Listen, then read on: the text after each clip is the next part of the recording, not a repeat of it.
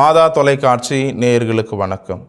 இன்றைய நற்செய்தியை நாம் சிந்தித்து பார்க்கிற பொழுது, உலகில் இருக்கிற எல்லா வகையான விலங்குகளுக்கும் ஜீவராசிகளுக்கும் மனிதர்களுக்கும் இடையிலான வேறுபாடு என்னவென நாம் பார்க்கிற பொழுது, நாம் எல்லா ஜீவராசிகளை விட சிரிக்கிற தன்மையை பெற்றிருக்கிறோம்.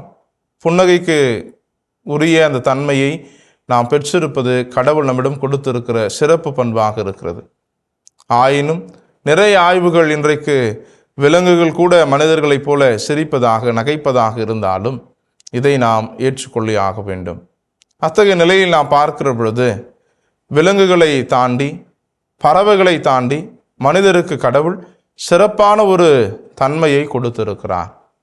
நாம் விலங்குகளை பார்க்கிறோம், பறவைகளை பார்க்கிறோம். அவைகள் ஒரே வகையாக தான் தொடக்கத்திலிருந்து இன்றைக்கு வரைக்கும் தன்னுடைய கூடுகளை கட்டுகிற திறனை தன்னகத்தில் கொண்டிருக்கிறது.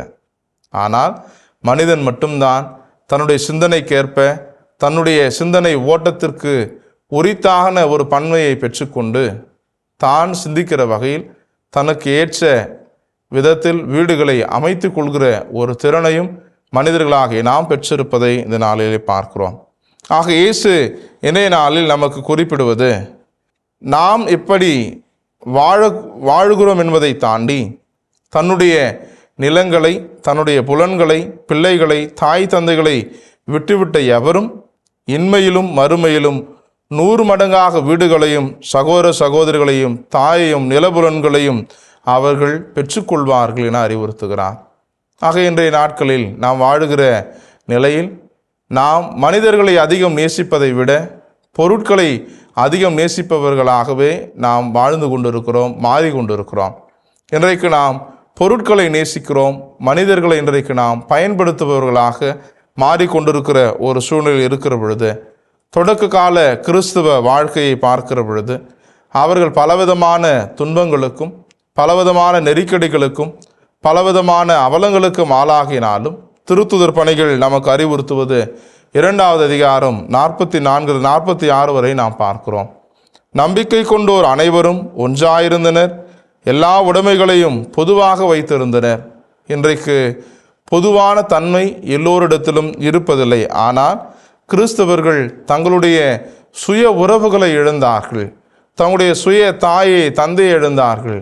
ஆனால் திருச்சபை என்கிற இந்த உறவுக்குள் வருகிற பொழுது நிறைய உறவுகளையும் நிறைய புதிய உறவுகளையும் தாய்களையும் தந்தைகளையும் நிறைய நபர்களை அவர்கள் உறவாக பெற்றுக்கொண்டதை திருத்துதர் பணிகளிலே நாம் வாசிக்கிறோம். ஆக இன்றைக்கு இயேசு நமக்கு அறிவுறுத்துவது, நாம் நற்செய்தியிலும் அவர் நமக்கு பல இடங்களில் அறிவுறுத்துவது, அநியாய செல்வங்களை கொண்டாவது நண்பர்களை பெருக்கிக் கொள்ளுங்கள்.